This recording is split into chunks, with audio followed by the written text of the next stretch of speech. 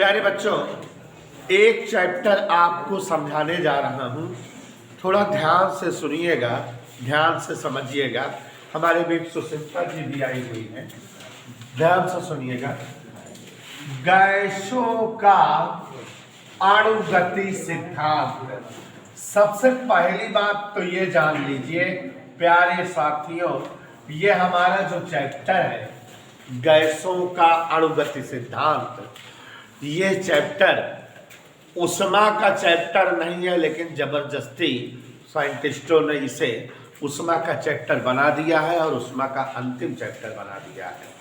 ठीक है, तो इसी के खत्म होने के उपरांत हम लोग तरंग की ओर अग्रसर होंगे, लेकिन थोड़ा सा इसको समझिए।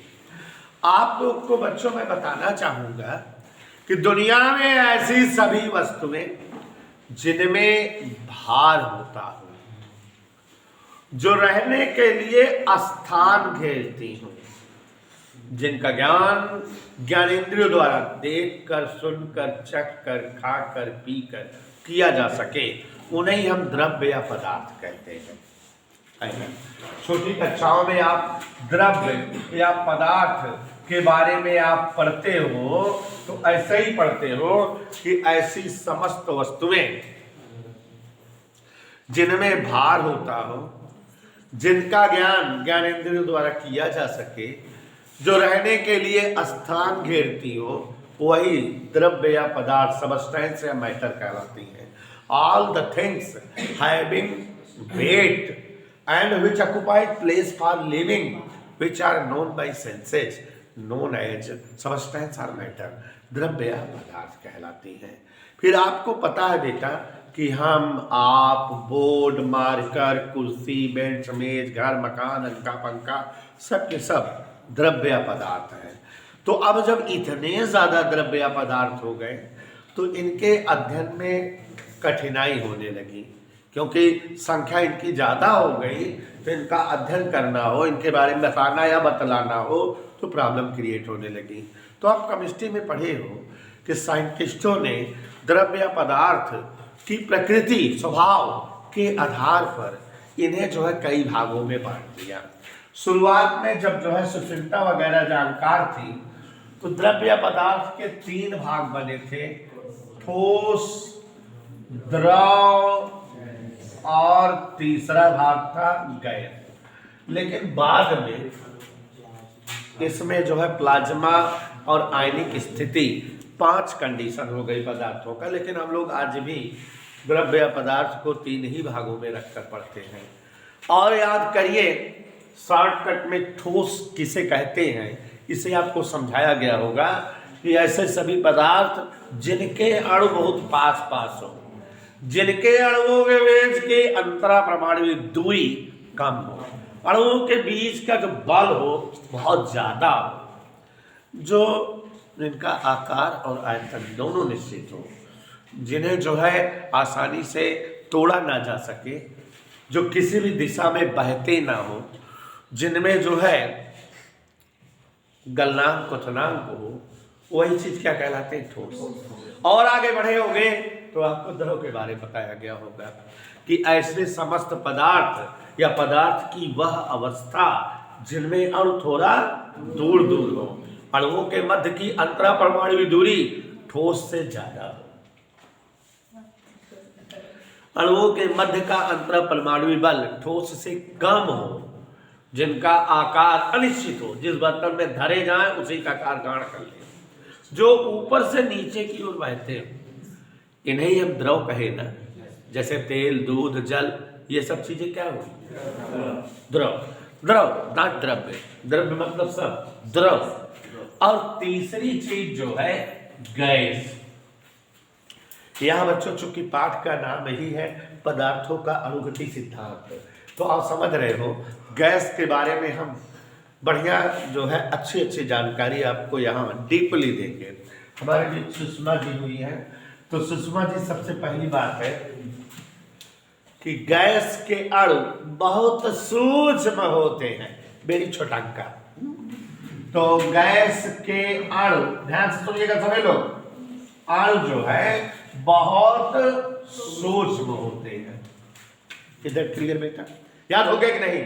जो अणुओं के बीच की दूरी है, इंटर मॉलिक्यूलर डिस्टेंस, अंतरा परमाणु दूरी, ठोस और द्रव दोनों से अधिक होती है, ज्यादा माने अधिक। R0 का मतलब अणुओं के मध्य की अंतरा परमाणु दूरी, अणुओं के बीच की गैपिंग, अंदर वाली गैपिंग।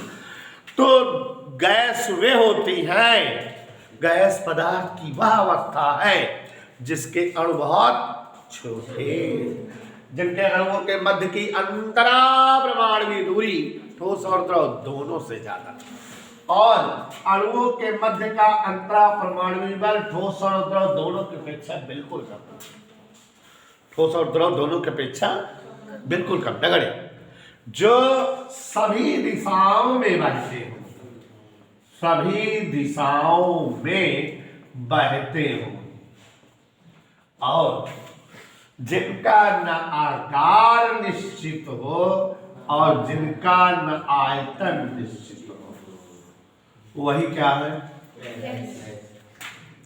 एक बार फिर से हो जाए, एक बार फिर से हो जाए। ऐसे समस्त पदार्थ जिनके अणु छोटे हो, अणुओं के मध्य की अंतर परमाणु दूरी बेरी ज्यादा हो, अणु के मध्य का अंतर परमाणु बल ठोस और द्रव से कम नगण्य होता ही ना हो, और जो सभी दिशाओं में बहने की गुण रखते हो, और जिनमें आकार की निश्चितता ना हो, आयतन भी निश्चित ना हो, वही गैस है। और भी कुछ बातें बताई गई कि गैस के निश्चित द्रव्यमान का आयतन उस पर आरोपित दाब के व्युत्क्रम अनुपाती होता है, माने गैसे बायल के नियम का पालन करती है। शॉर्टकट में नहीं मानोगे, गैसे बायल के नियम का पालन करती है, और गैसों के निश्चित द्रव्यमान का आयतन उसके परम ताप के समानुपाती होता है, जैसे चार्ल्स के नियम का पालन करती है। शॉर्टकट में ऐसे बोल देंगे ना, और गैसों पर आरोपित दाब परम ताप के समानुपाती होता है, माने गैसें दाब के नियम का पालन करती हैं। गैसों में वर्ग माध्य मूल वेग होता है। क्या होता है? गैसों का वर्ग माध्य मूल वेग उनके परम ताप के समानुपाती और उसके अणुभार के व्युत्क्रम अनुपाती होता है। इतनी बातें याद हो गई कि नहीं? हमसे कहो एक बार और, कहो एक बार। गैसे पदार्थ की वह अवस्था है जिनमें अणु बहुत छोटे छोटे सूक्ष्म होते हैं, अणुओं के मध्य की अंतरा परमाणु दूरी बहुत ज्यादा ठोस और द्रव दोनों की अपेक्षा ज्यादा होती है, जिनके अणुओं के बीच अंतरा परमाणु बल बीच में लगने वाला बल बेरी कम, बहुत नगण्य होता ही नहीं है, और जिनका न आकार निश्चित हो न जिनका आयतन निश्चित हो, जो सभी दिशाओं में बहने का गुण रखते हैं, वही हमारी गैस है। गैसे बायल के नियम का पालन करती हैं, गैसे चार्ल्स के नियम का पालन करती हैं, गैसे दाब के नियम का पालन करती हैं। गैसों में वर्गमाध्य मूल वेग होता है, और वर्गमाध्य मूल वेग गैसों के ताप के समानुपाती और अणुभार के एनी डाउट बेटा?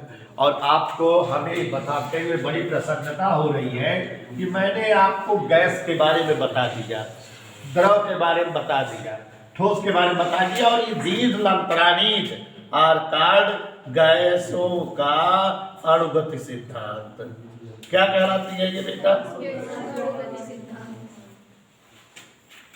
माने दीर्घ ये जो बोले अभी, इसे ही हम गैसों का अणुगति सिद्धांत कहते हैं। बात समझ जाएगी नहीं? बोलो हाथ समझ गया। तो ये गैसों का क्या है बेटा? अणुगति सिद्धांत। ये जो है गैस की कहानी है, अणुगति सिद्धांत के आधार पे गैस की प्रकृति है। अब आपको बताना चाहेंगे कि हमारी फिजिक्स और केमिस्ट्री में गैसें जो है दुनिया में दो प्रकार की पढ़ी जाती हैं या मानी जाती हैं। तो गैसें कै प्रकार की पढ़ी जाती हैं या मानी जाती हैं? दो प्रकार की। तो हाँ, ऐसे ही गैस एक है वास्तविक गैस, रियल गैस, इनके बारे में पढ़ते हैं, और दूसरा है आदर्श गैस, इनके बारे में पढ़ते हैं। वास्तविक गैस और ध्यान दीजिएगा, वास्तविक गैस क्या है और आदर्श गैस क्या है, ध्यान से समझिएगा। वास्तविक गैस और आदर्श गैस, देखो वास्तविक गैस मतलब जितना भाई लिखे रहे जिनमें सारा गुण हो। तो अब शुरुआत से ऐसी समस्त गैसें जो प्रकृति में पाई जाती हो, जो मिलत हो, जो गैस, ऐसी समस्त गैसें जो प्रकृति में प्राप्त होती हो। नंबर 1, जिनके अणु बहुत सूक्ष्म होते हो, जो सभी दिशाओं में बहती हो, जिनका न आकार निश्चित हो न आयतन निश्चित हो, जिनके अणुओं का आयतन नगण्य हो, बहुत छोटे हो, जिनके बीच कोई भी आकर्षण या प्रतिकर्षण बल ना लगता हो, और जो हर ताप और हर दाब पर, माने ताप दाब की सभी अवस्थाओं पर सभी गैसीय नियमों का पालन ना करती हो, माने कुछ खास कंडीशन पे ही ताप दाब का नियम का पालन करती हो, उन्हें हम वास्तविक गैसें कहते हैं। तो सारे गुण तो है, देखो इधर, एक प्रकृति में प्राप्त ऐसी गैसें जो कहां प्राप्त हो, प्रकृति में प्राप्त होती हो। अणु कैसे होते हो, जिनके अत्यंत सूक्ष्म, जिनके अणु क्या होते हो, अणुओं के बीच कोई बल न लगे, माने आकर्षण प्रतिकर्षण बल न लगता। बाकी कंडीशन वही, मतलब अंतरा परमाणु दूरी ज्यादा हो और आकार आयतन दोनों क्या हो, और क्या है कि सभी ताप दाब पर, सभी ताप व दाब पर नियमों का पालन ना करें, नियमों का पालन। देखा ये गया है कि निम्न ताप किस पर बेटा, निम्न ताप हो या उच्च दाब हो, दोनों कंडीशन में ये बाय चांस नियमों का पालन नहीं करती। उन्हीं गैसों को हम क्या कहते हैं, बात समझ में आई। वास्तविक गैसों के लिए दो विशेष बात याद रखना, दो विशेष। पहली बात तो ये कि इनके अणुओं के बीच, ये विशेष बात है, डबल स्टार, अणुओं के बीच कोई भी आकर्षण या प्रतिकर्षण बल नहीं लगता है।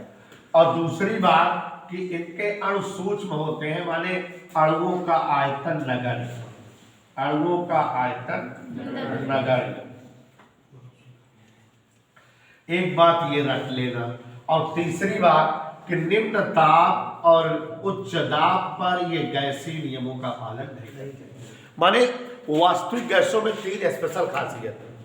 सारी खासियत तो है गैस है, तो गैस पर सारी खासियत रहे जो पहले बताए रहे, लेकिन वास्तविक गैस को होता है जिसमें 3 स्पेशल खासियत का, जेके अणु बहुत सूक्ष्म होते हैं, अणुओं का आयतन एकदम नगण्य। पहली बात, अणुओं का आयतन क्या होता हो, और जिनके अणुओं के बीच कोई भी आकर्षण या प्रतिकर्षण बल न लगता हो, और जो निम्न ताप और उच्च दाब पर गैसीय नियमों का पालन न करती हो, वही गैसें वास्तविक गैसें होती हैं। तो ये जान लो कि वास्तविक गैसों में 3 स्पेशल गुण होते हैं। पहला, अणुओं का आयतन नगण्य होता है। दूसरा, अणुओं के बीच कोई भी बल काम नहीं करता। और तीसरा, निम्न ताप और उच्च दाब पर ये सभी गैसीय नियमों का पालन नहीं करती। ये 3 खासियत जो गैस में रहे वह गैस है वास्तविक गैस। और वास्तविक गैसों के बारे में वैन डर वाल ने बड़ा अध्ययन किया और बताया कि ये गैसें जो है इस नियम का पालन करती है, P+A/B, V-B बराबर RT। A और B नियतांक है, V आयतन, P दाब और D जो है परम ताप है। तो इस गैस समीकरण का पालन करती है, इसे वैन डर वाल का वास्तविक गैस समीकरण कहते हैं। तो बात समझ में आई। फिर से एक बार बता दें, गैस के बारे में तो बता दिए गैस क्या होती है। गैस को गतिज आणविक सिद्धांत के आधार पर बता दिए क्या होती, जान गए कि नहीं। लेकिन वास्तविक गैस किसे कहेंगे, जिसमें सारी खासियत रहे लेकिन 3 स्पेशल। क्या गैस के अणु बहुत सूक्ष्म होते हैं, इनका आयतन। दूसरा, गैस के अणुओं के बीच कोई भी आकर्षण प्रतिकर्षण बल, और निम्न ताप तथा उच्च दाब पर जो गैसीय नियमों का पालन, वही गैसें कौन सी गैस का, समझ में आया? अब कौन सी गैस के बारे में बात करेंगे? तो सारा गुण तो वही रहेगा, लेकिन ये 3 गुण इनमें नहीं रहेगा। मतलब आयतन नगण्य नहीं होगा, कुछ ना कुछ आयतन होगा, और बल जो है लगेगा, अणुओं के बीच कोई बल कार्य करे। और ये तीसरा वाला, किस नियमों का पालन करें, नियमों का पालन करें। और इनके लिए कौन सा समीकरण यूज होता है? Pv बराबर। तो अब वास्तविक गैस और आदर्श गैस की कहानी समझ में आ गई। वास्तविक गैस मतलब ऐसी सभी गैस जिनके अणु बहुत सूक्ष्म होते हो, जिनके अणुओं का आयतन क्या होता हो,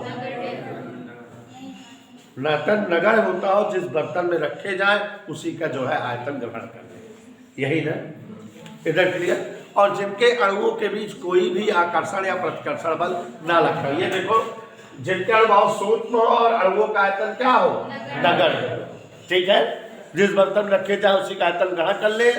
और ऐसी सभी गैसें जिनके अणुओं के बीच कोई भी आकर्षण बल या प्रतिकर्षण बल ना लगता हो, जो निम्न ताप और उच्च दाब पर गैसीय नियमों का पालन न करती हो, उन्हीं गैसों को, और ये इस नियम का पालन करती हैं। और ऐसी सभी गैसें जिनके अणुओं का आयतन नगण्य ना हो, अणुओं में कुछ आयतन हो, जिनके अणुओं के बीच कोई न कोई आकर्षण बल लगता हो, और जो ताप दाब की सभी अवस्था पर सभी नियमों का पालन करती हो, उन्हें जो है हम आदर्श गैस कहते हैं।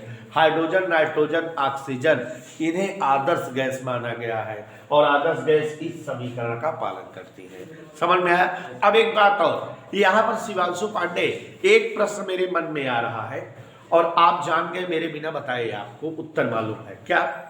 अगर कहे वास्तविक और आदर्श गैसों में अंतर बताओ, तो कई अंतर बता सकोगे आप? 3।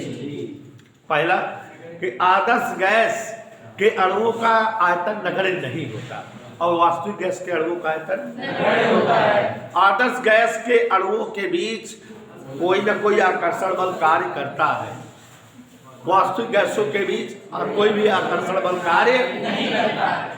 वास्तविक गैसें निम्न ताप और उच्च दाब पर गैसीय नियमों को नहीं फॉलो करती।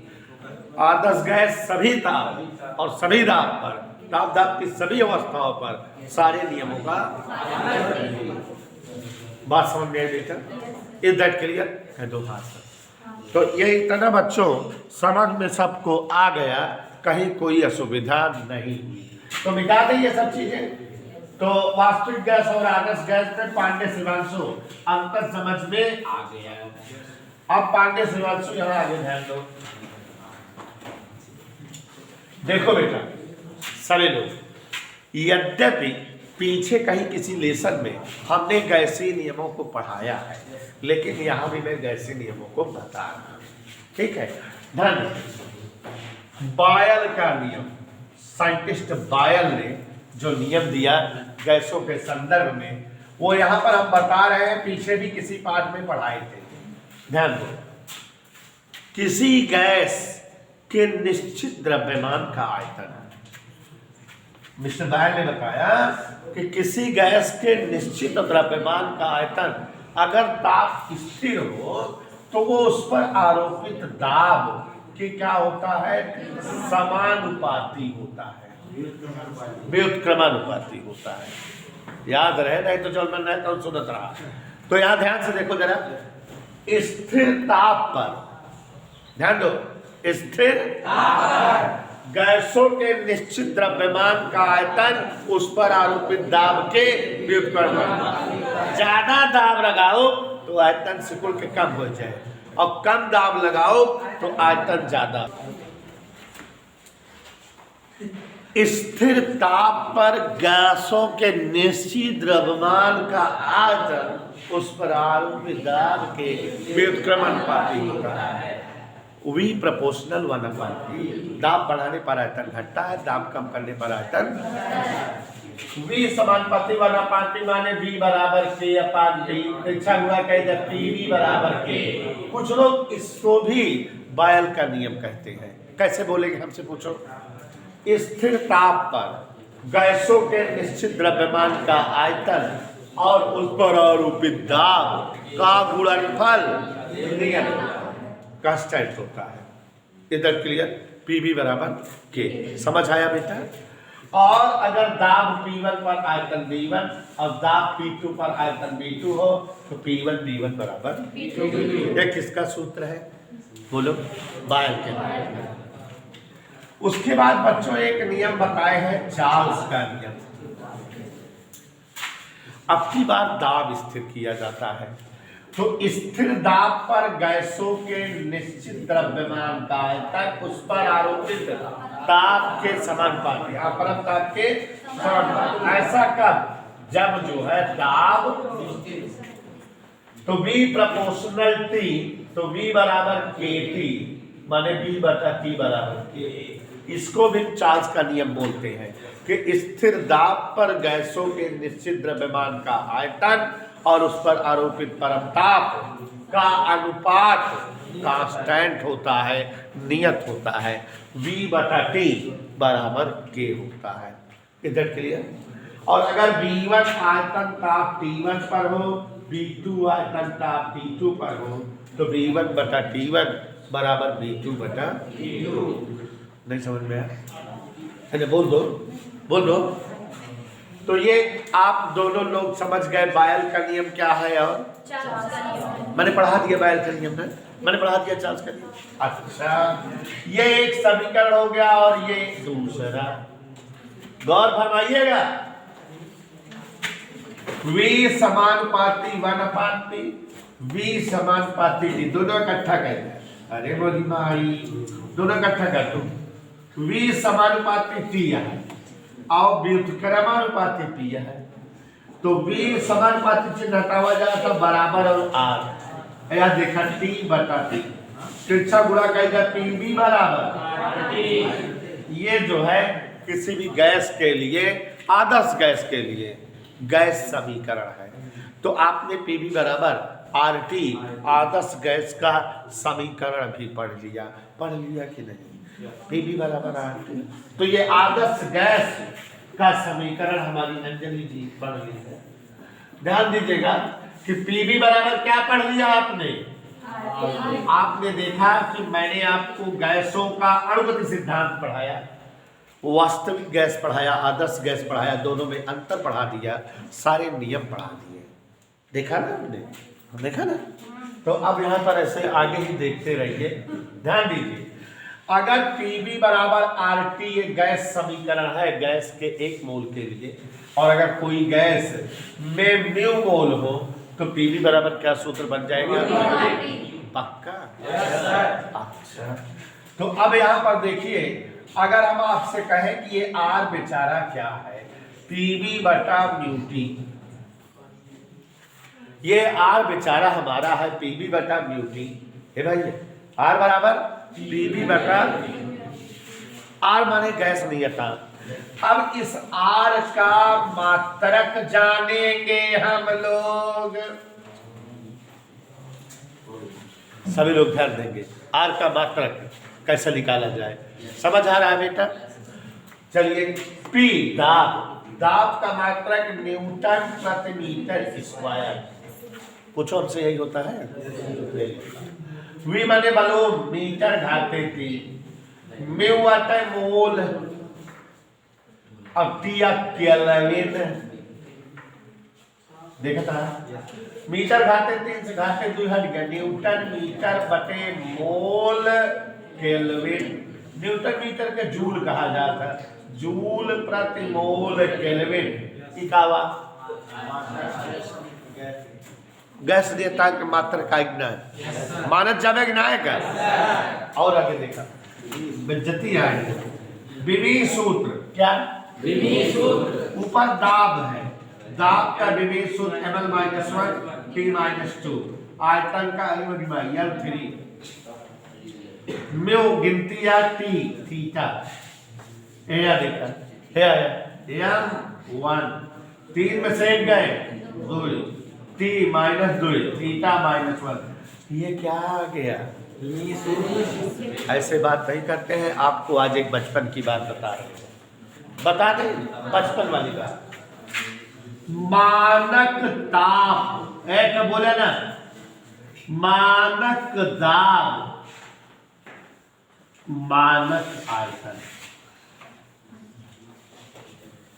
एक साइंटिस्ट थे, अंजलिक भैया थे, आवगाद्रो, उन्होंने बताया कि मानक ताप दाब पर किसी गैस के 1 मोल का आयतन 22.4 लीटर होता है। मानक ताप दाब को केमिस्ट्री में आप एसटीपी पढ़ते हो, STP NTP, standard temperature and pressure, ऐसे बोल के दिखाओ। तो स्टैंडर्ड टेम्परेचर एंड प्रेशर, मानक ताप, मानक दाब पर आयतन। दुनिया की कोई गैस हो, चाहे क्लोरीनिया हो चाहे ऑक्सीजन हो, दुनिया की सभी गैस का मानक ताप दाब पर 1 मोल का आयतन कितना होता है? नहीं मानोगी मेरी बात? आज से जान लो मानक ताप क्या है, आज से जान लो। मानक ताप मतलब 273 केल्विन। अगर कहीं सवाल में कहे मानक ताप तो जान ले 273 केल्विन कहता है। 273 केल्विन मतलब मानक ताप। और मानक दाब माने एक वायुमंडलीय दाब का मानक दाब कहा जाता है, जिसका मतलब 1.013 × 10⁵ न्यूटन पर मीटर स्क्वायर।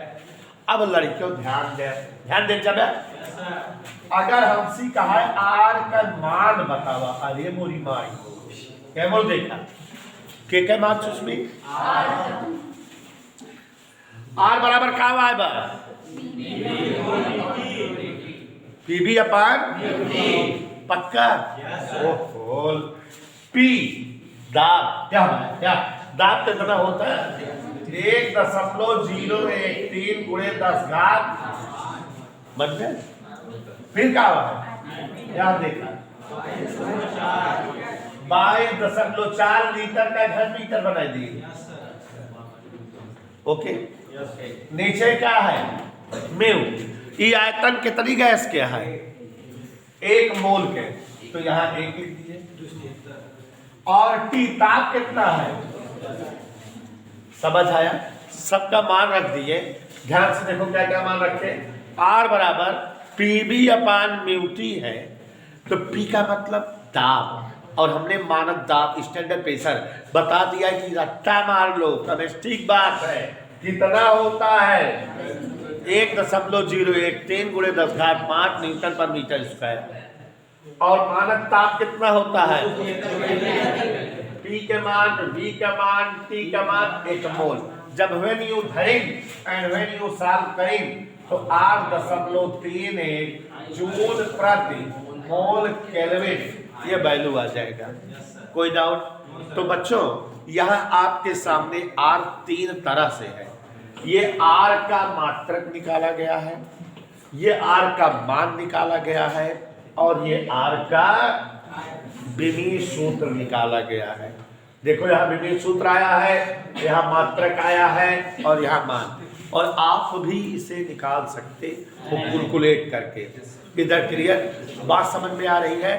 तो सभी वर्ग माध्य मूल वेग, बच्चों इसमें नाम सही परिभाषा है। इधर देखो वर्ग माध्य मूल वेग रूट मीन स्क्वायर वेलोसिटी। ऐसे देखो रूट मीन स्क्वायर वेलोसिटी, इसकी अंग्रेजी है ये, और इसे VRMS root mean square velocity या बार बी से व्यक्त करते हैं।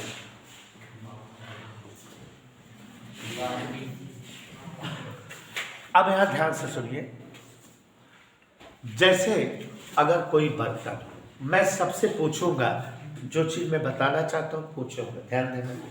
कोई एक बर्तन है और उसमें मैं गैस भर दूँ, तो गैस तो अणुओं वाली होती है ना, इसका मतलब उसमें बहुत सारे अणु होंगे और सारे अणु क्या करते रहते हैं, है ना। तो अगर माना n अणुओं वाली एक गैस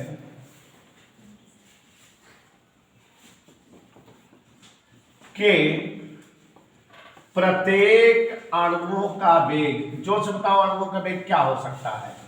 अणुओं का वेग, एक का वेग मान ले v1 हो, तो दूसरी वेग क्या हो, तीसरी का, चौथी का, पांचवें अणु का और 91वें अणु का। कोई दिक्कत? अभी फिर से बात करो, कोई बर्तन है उसमें क्या भरी है, कई अणुओं वाली है, सारे अणु क्या कर रहे हैं, पहले अणु का वेग, दूसरे अणु का वेग, और ऐसे ही सारे अणुओं के वेग v1 v2 v3 dot dot dot vn है।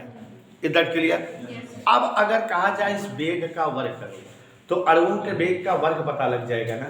देखो प्रत्येक, ऐसे ध्यान दो, इधर ध्यान से, प्रत्येक अणुओं के वेग का हमने क्या करने कहा आपको, तो वेग का वर्ग क्या होगा, v1 square, v2 square, v3 square, v4 square dot dot.